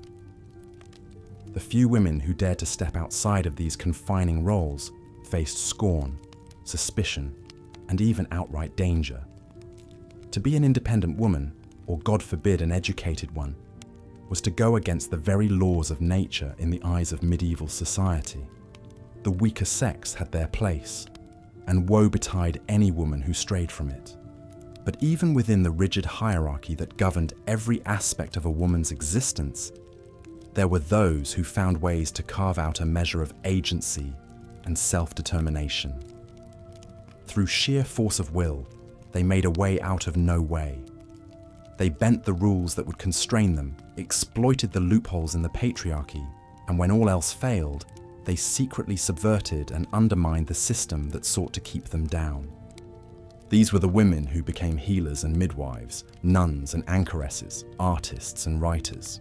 They were the ones who brewed ale and traded in the marketplaces, who spun and wove and built cottage industries that supported their families. They may not have overtly defied the status quo, but in their own quiet ways, they challenged it every single day. One such woman was Christine de Peasant, often regarded as Europe's first professional female writer. Born in Venice in 1364, Christine's intellectual gifts were recognized and nurtured from a young age by her forward-thinking father. Educated alongside her brothers, Christine dove headlong into the study of languages, classic literature, and the sciences, pursuits that were essentially off-limits to girls and women at the time. When she was just 15, Christine's father arranged for her to marry a royal secretary at the French court. It was an auspicious match, and one that brought Christine into an exciting new world of politics, art, and scholarly discourse. For a time, the young bride revelled in the rarefied air of the royal court, attending salons and penning love ballads that earned her the admiration of her learned peers. But Christine's charmed life would soon be disrupted by a series of heartbreaking losses. First her father, and then her beloved husband, both died unexpectedly, leaving Christine a widow and single mother at the age of just 25. With no male protection or support, Christine and her children faced an uncertain future. Lesser women might have crumbled under the weight of such adversity, but not Christine de Peasant. With characteristic pluck and determination, she picked up her pen and parchment and went to work. At a time when few women could even read and write, Christine began producing poems, essays, and allegorical works at a prodigious rate. Her output was astounding, both for its sheer volume and its daring originality. What made Christine a truly revolutionary figure, however, was not just her literary prowess, but also her willingness to tackle subjects that were considered strictly off-limits for women. She wrote extensively about politics, war, and the role of women in society, boldly challenging the misogynistic attitudes of the day. Her most famous work, The Book of the City of Ladies, was a spirited defense of women's intellect and capabilities, and a scathing critique of the many injustices they faced. In this groundbreaking text, Christine reimagined history from a female perspective, celebrating the accomplishments of great women throughout the ages. She conjured a utopian city populated and governed entirely by women, where they were free to pursue knowledge, art, and self-fulfillment without limits. It was a radical vision for its time, and one that would plant the seeds of feminist thought for generations to come. Through her words, Christine de Peasant not only made a name and a living for herself, but she also opened up new possibilities for women in the world of letters. She showed that a woman could be both a serious scholar and a commercially successful author, paving the way for other gifted female writers to follow in her footsteps. Of course, Christine's remarkable success story was very much the exception rather than the rule in medieval times. For the vast majority of women, the pursuit of education and intellectual endeavours remained an impossible dream. Most could not read or write, and even those who could were often discouraged or outright forbidden from doing so by the men in their lives. The idea that women were mentally inferior to men was so ingrained in medieval society that it was practically accepted as gospel truth. Learned scholars and religious leaders devoted endless pages to elaborate theories about the deficiencies of the female mind. Women, they argued, were too weak, too emotional, and too easily swayed by temptation to be trusted with serious matters of the intellect. These beliefs had very real and damaging consequences for medieval women's health and well-being. With little understanding of female biology, physicians routinely misdiagnosed and mistreated women's medical issues. Menstruation was seen as a curse, a sign of women's inherent uncleanliness. Menopause was considered a form of madness. And childbirth, that most quintessentially female experience, was a perilous undertaking that claimed countless lives. In the absence of trained doctors and midwives, women were left to rely on folk remedies, superstition, and the wisdom of other women to see them through their most vulnerable moments. Herbal concoctions were brewed to ease the pain of labour, amulets and charms clutched in the hopes of ensuring a safe delivery. But all too often, these desperate measures were not enough. Even for those women who did survive the dangers of childbirth, the spectre of death was never far off. Disease and malnutrition were rampant, and accidents a constant threat in a world lit only by fire. A simple cut could lead to a fatal infection. A fall from a horse or down a flight of stairs could leave a woman crippled or worse. And if a woman did beat the odds and make it to old age, she was likely to be widowed, impoverished, and utterly reliant on the charity of others. In a society with no social safety nets, the fate of an aging woman was often a grim one indeed. With no husband or male children to provide for her, she might be forced to beg for scraps or move in with resentful relatives who saw her as nothing more than a burden. If she was lucky, she might find work as a servant or caregiver, eking out a meagre living in her final years.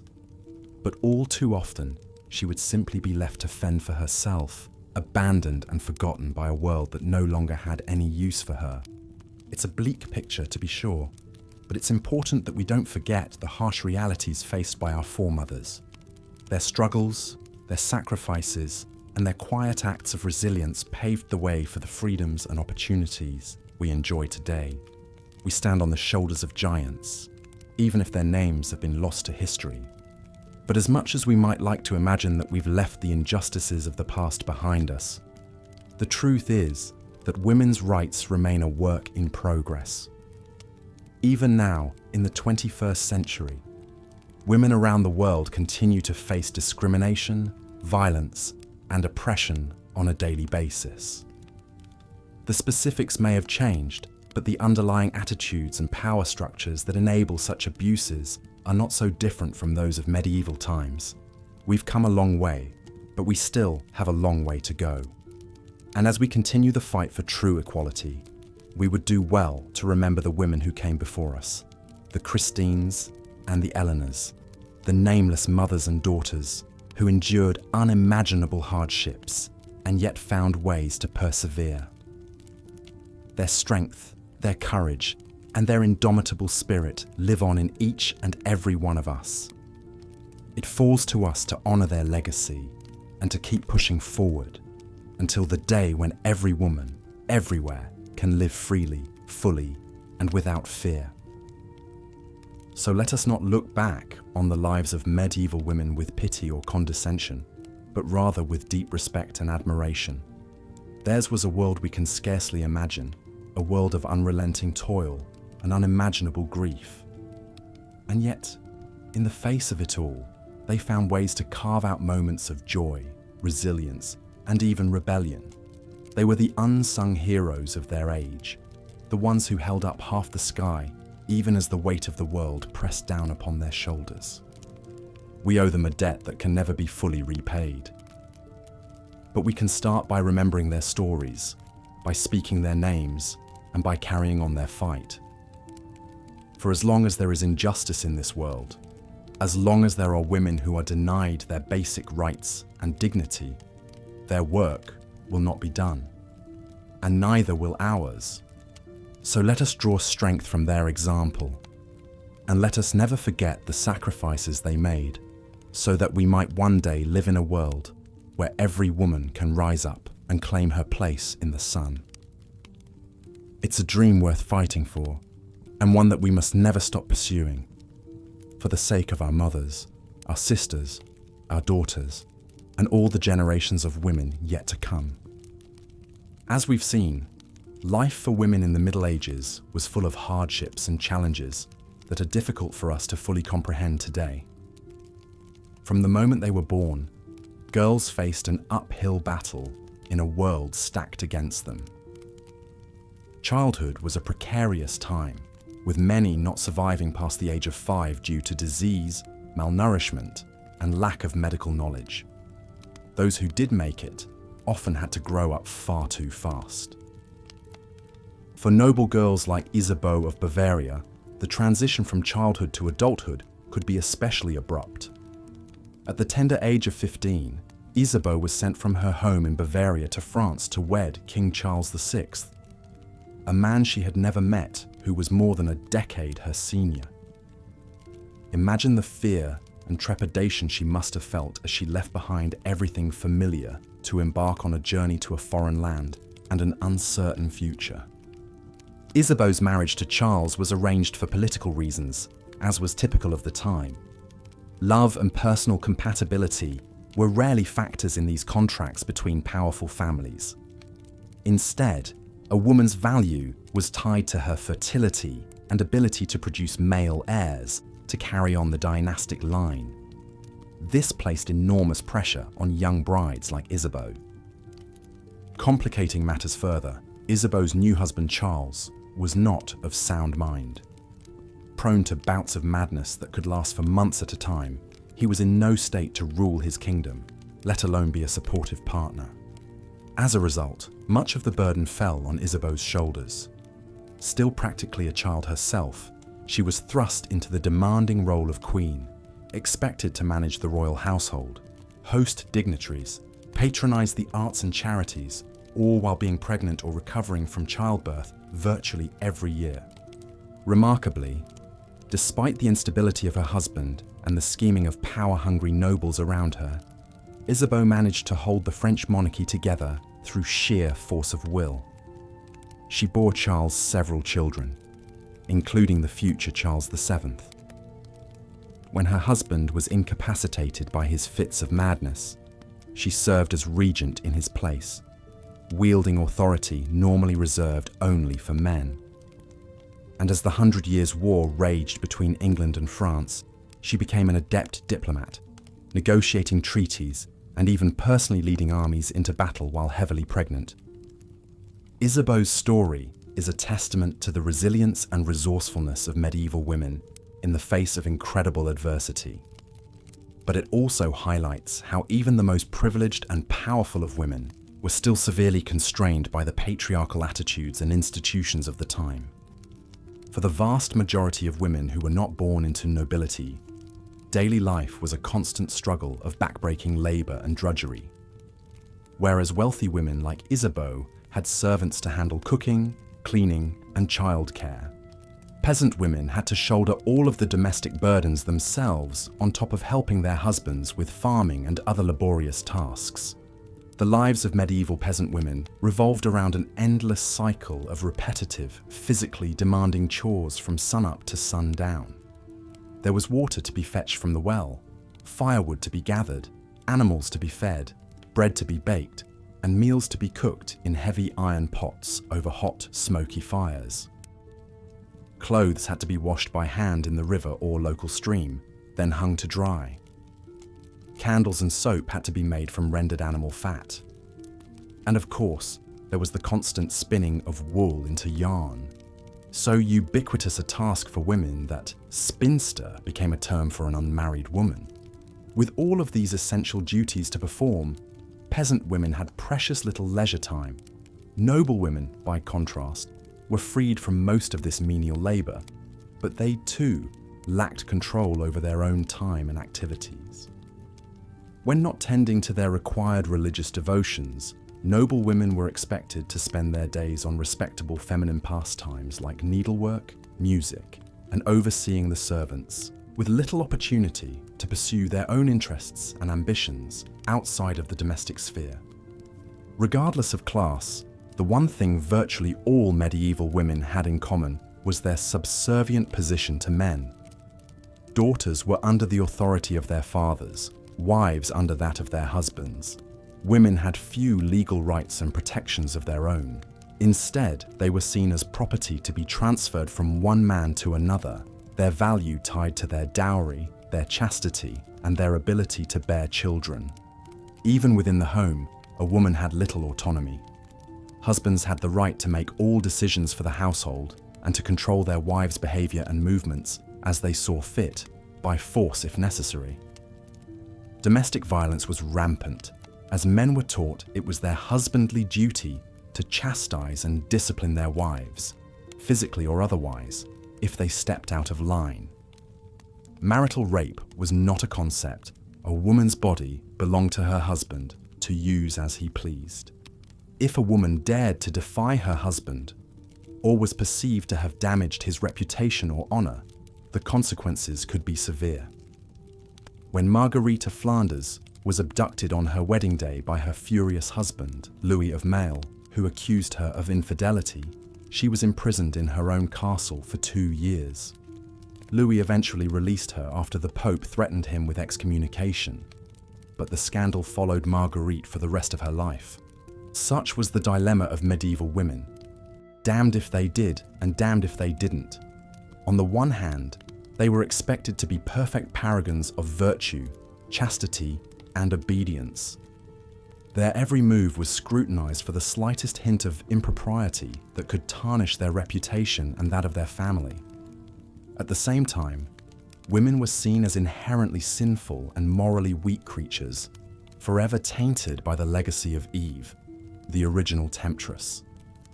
This contradiction placed women in an impossible bind, and the church and society at large were all too eager to police their behavior. Modesty and purity were demanded at all times. Women were to be silent and hidden, lest they lead men into temptation with their dangerous feminine wiles. Daring to express sexuality or engage in any unapproved contact with men, even something as innocuous as dancing or flirting, could brand a woman as a harlot. Punishments for accused unchaste behavior included public whippings, dunking in water, exile from the community, and even in extreme cases, death. As we can see, life for the medieval woman was in many ways a lose-lose situation. Isolated, disempowered, and trapped in rigid roles and expectations, women had to tread a razor-thin line in a world where the deck was stacked against them. But even in the face of such oppression and hardship, medieval women found ways to carve out meaningful lives and to shape their world in ways big and small. Take Christine de Peasant, for example. Born in Venice in 1364, Christine had the good fortune to be the daughter of a scholar who encouraged her intellectual curiosity from a young age. Well educated and fluent in several languages, Christine was a rarity among medieval women. When her husband died, leaving her a widow at 25, Christine did something even more extraordinary for the time. She became Europe's first professional female author, writing poems, books, and treatises that challenged the misogynistic attitudes of the day and argued for the equality of the sexes. In her most famous work, The Book of the City of Ladies, Christine creates an allegorical city inhabited by women of virtue and achievement throughout history. By celebrating the accomplishments and worth of women at a time when they were more often denigrated, Christine planted the seeds of what we might now call feminism. Her revolutionary ideas would go on to influence thinkers for generations to come. Christine was not the only medieval woman to break the mold. Hildegard of Bingen was a 12th century German abbess who made pioneering contributions to fields as diverse as theology, medicine, botany, and music composition. Joan of Arc, the teenage peasant girl who led the French army to improbable victories in the 100 Years' War, became a legendary heroine and an enduring symbol of female power. These exceptional women hint at the untapped potential and strength of so many of their contemporaries, whose names and deeds have been lost to history.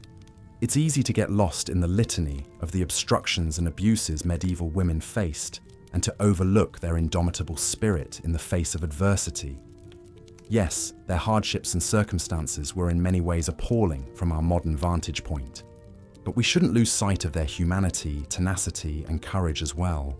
Life for the average medieval woman was defined by grueling work, suffocating limitations, and the ever-present threat of violence, and yet they persisted and endured. Through ingenuity and grit, through finding meaning and connection where they could, through the bonds of family and female friendship, these women survived and even thrived as best they could against the odds. Theirs is a legacy that is often neglected and undervalued, relegated literally to the margins of history books in favor of the deeds of great men. But taking the time to learn about and reflect on the daily struggles and triumphs of medieval women enriches our understanding of the human experience.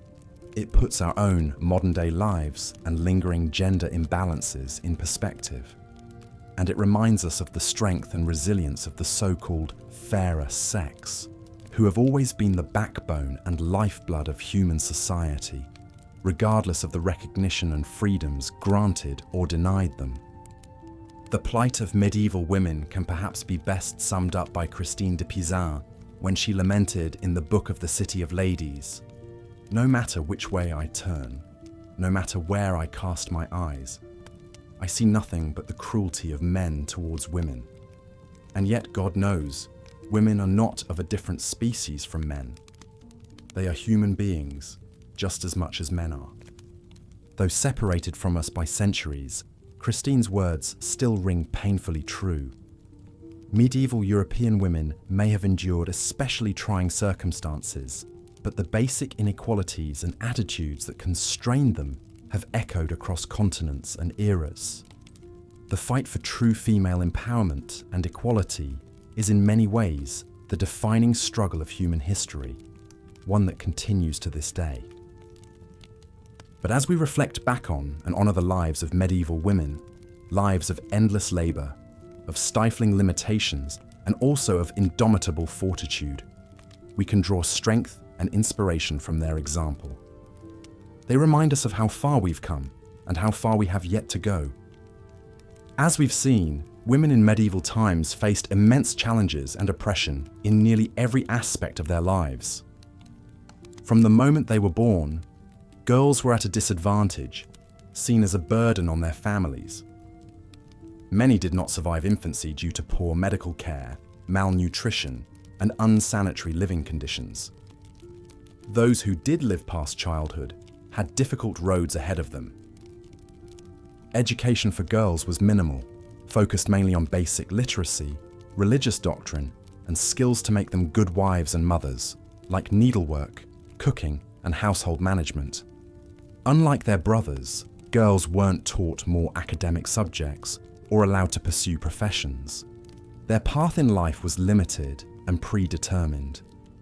Even more restrictive were the early marriages that most girls were subjected to, usually in their early to mid-teens. These arranged unions were made to cement political alliances or business deals between powerful families, with little regard for the desires of the young bride. She was essentially being traded as property from her father to her new husband. One poignant example is the story of Isabeau of Bavaria. At the tender age of 15, she was sent from her home in Bavaria to marry King Charles VI of France, a man she had never met who was many years her senior. Leaving behind everything familiar, she had to adapt to a foreign court and an unstable husband prone to fits of madness. As queen, Isabeau was thrust into a role of great responsibility, expected to exert a calming influence on her volatile spouse and produce male heirs to secure the royal line. All of this as a lonely teenage girl in a strange land. Her youth and lack of power in her marriage left her vulnerable to schemes and manipulation by other nobles. While Isabeau's tale is singular in its royal setting, in many ways it represents the lack of agency most medieval women experienced when it came to their marriages. A girl's father or brothers generally arranged her marriage, using it to improve the family's social standing and forge advantageous connections. Her consent was not required or even considered important. Once married, a woman came under her husband's authority and was expected to obey him as lord and master. Her key duties were to manage the household, which was no easy task, and bear as many children as possible, especially sons. Failure to produce a male heir was seen as a wife's fault, not her husband's, and could result in her being scorned or even cast aside. Childbirth itself was incredibly perilous in an age before modern medicine. Maternal mortality rates were extremely high, with many women dying in childbed from complications like hemorrhage or infection. Babies too faced grim odds, as disease, accidents, and poor nutrition claimed many before their first birthdays. Even queens were not immune to these dangers. Over the course of her marriage, Eleanor of Castile, wife of King Edward I of England, endured a staggering 16 pregnancies. While she did manage to provide several surviving sons, including the future King Edward II, Eleanor suffered many losses as well. Records indicate at least 3 of her babies were either stillborn or died shortly after birth. Others survived infancy only to be cut down by the illnesses that ran rampant in medieval times. Eleanor's own health was damaged by so many pregnancies and deliveries. She developed a prolapsed uterus, a painful condition that plagued her later years. In an era of limited contraception and no anesthesia or antibiotics, pregnancy was practically unavoidable for most married women and posed a serious threat to their well-being every time. But it was their duty to their husbands and society to keep bearing children despite the risks. This was just one of many ways a woman's needs and comfort were considered secondary to a husband's desires and the family's reputation. Her very life could be expendable in the quest for heirs. Such was the reality in a world where women were judged chiefly on their fertility and had few rights over their own bodies. Beyond the tribulations of multiple dangerous pregnancies, day-to-day domestic life for the typical medieval housewife was full of hardship and drudgery. She was essentially on call 24 hours a day, 7 days a week, responsible for cooking, cleaning, child-rearing, sewing and mending clothes, tending kitchen gardens and livestock, preserving food, and more. Hers was an existence of never-ending toil, with infrequent breaks for rest or leisure. Up before dawn to stoke the fires and begin morning chores, She rarely stopped working until the rest of her family went to bed. Forget any notions of me time. A woman's schedule revolved completely around serving her husband and children. Depending on her family's social class, a housewife might have a maidservant or two to assist her, but their presence often meant additional work in training and supervising them. Lower-class women, of course, lacked this luxury and had to shoulder their heavy burdens alone. In cramped quarters with poor ventilation, she sweated over open hearth fires and cauldrons, hauling heavy pots of water and breathing in smoke. Laundering clothes and linens was an arduous, time-consuming process involving vats of boiling water, lye soap, and a washing board to scrub out stains. No convenient appliances like washing machines or vacuums, just pure elbow grease. Given the lack of indoor plumbing, disposing of chamber pots and cleaning privies was another lovely task, as was hauling water from the nearest well or stream for cooking, bathing, and household use. Forget running taps. She lugged heavy buckets back and forth umpteen times a day. Preparing meals was a constant cycle without modern methods of food preservation and storage. No popping something in the microwave or opening a can. Cooking from scratch took hours and required planning ahead to make sure ingredients were on hand. Slaughtering and butchering animals, plucking fowl, smoking meats, curing fish, more delightful jobs that fell to the woman of the house. Then there was the making and mending of garments. In an age before ready-to-wear or store-bought clothing, a housewife had to create wardrobes for her entire family, right down to the brays. Spinning yarn, weaving fabric, cutting and sewing. A single piece could take weeks to complete. When clothes inevitably wore out, she'd patch and darn them to get a bit more use before starting again. Toss in childcare, kitchen gardening, tending the sick with herbal remedies, perhaps making cheese, candles, or ale for extra income, and you begin to get the picture. Managing a medieval household was a massive undertaking requiring stamina, skill, and self-sacrifice. It left little room for anything else. Even women of noble rank, with more servants at their disposal, were still expected to oversee these affairs and pitch in with needlework and such. They might escape some of the roughest chores, but their lives were still enormously circumscribed compared to their husbands. While he got to ride off on business, politics, or warfare, she was mostly stuck at home minding the domestic front. So from wealthiest to poorest, women in the Middle Ages faced unrelenting labor with precious little rest, assistance, or appreciation. Rising earlier and working later than their spouses in most cases, yet always deferring to male authority, a woman's work was truly never done. Not that she got much credit for keeping everyone else clothed, fed, and functioning. Continuation of script, part 8 of 8. While the anchoresses like Julian of Norwich found their calling in seclusion and contemplation, other religious women took a more active role in medieval society. The growth of the mendicant orders in the 13th century, particularly the Franciscans and Dominicans, opened up new opportunities for women to serve God and their communities. These orders welcomed lay sisters known as tertiaries, who took vows of chastity and service, but lived and worked in the secular world, rather than cloistered away in convents. Tertiaries ran hospitals, taught children, and cared for the poor and sick. They had more freedom of movement and association than enclosed nuns. One notable tertiary was Saint Catherine of Siena, born in 1347 to a large Italian family. From a young age, Catherine was drawn to an intense spiritual life of fasting and self-denial. Against her parents' wishes, she joined the Dominican tertiaries in her late teens. Unusually for a woman of her time, Catherine learned to read and write. She began corresponding with church leaders, offering advice and admonishment.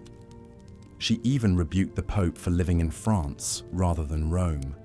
Imagine the audacity it took for a young laywoman to criticize the Vicar of Christ himself. Yet miraculously, the Pope listened. Swayed by Catherine's piety and wisdom, Pope Gregory XI returned the papacy to Rome in 1377, ending the Avignon papacy. Saint Catherine was not only bold in confronting the powerful, but also tender in comforting the lowly. During the plague outbreak in Siena, she nursed the sick and dying, dressing their oozing sores without any thought for her own safety. She saw Christ in the face of every suffering soul. Though Catherine and her fellow tertiaries did much good, they still lived and worked within a strict patriarchal system that limited women's voices. Only the most exceptional could rise to positions of influence, and always under the authority of male superiors. Most medieval women, of course, were not destined for sainthood or political influence. They simply toiled day after day, bearing as best they could the many hardships and restrictions placed on their sex. It's difficult for us in the modern day to fully grasp the lack of agency women had over their own lives and bodies. From birth until death, a woman belonged to the men in her life. First her father, then her husband, perhaps her son in widowhood. She had little say in whom she would marry, how many children she would bear, or what labour she would do. Education, property rights, and legal recourse against abuse were all heavily circumscribed. And yet, to paint medieval women as merely passive victims of oppression does not do justice to their full humanity. Within their narrow spheres, they found ways to carve meaning and wield what power they could. They formed supportive networks with female friends and relatives. They took pride in their children, their handiwork, their piety. In everyday acts of resilience, a village woman going out to gather herbs to heal her sick child, an abused wife seeking sanctuary in a convent, a nobleman's daughter sweet-talking her father into a slightly later marriage. We see the unsung strength of the medieval woman. She may have had little control over the wider tides of history, politics, and religion that shaped her world. But in her daily life, she did what she needed to do to survive, and, if she was very lucky, to find moments of joy and purpose.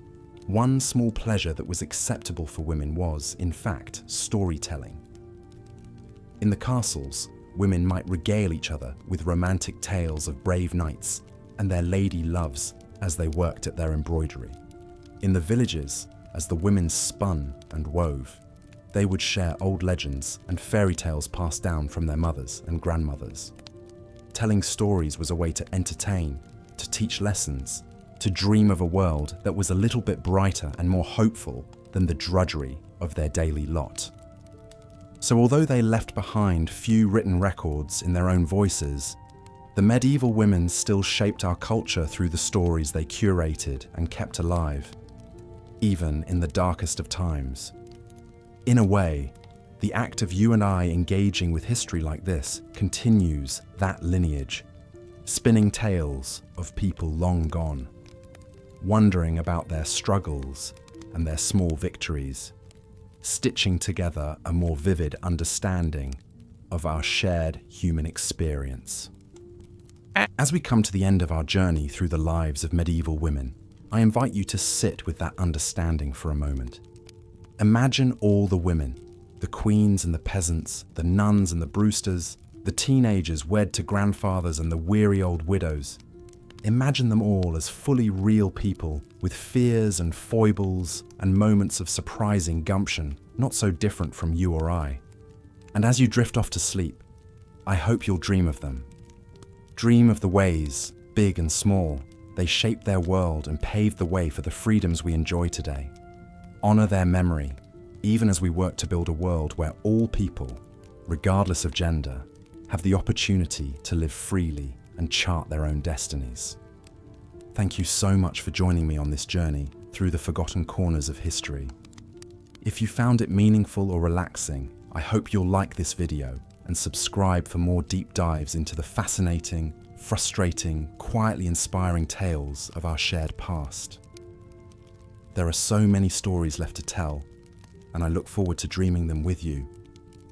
Sweet dreams.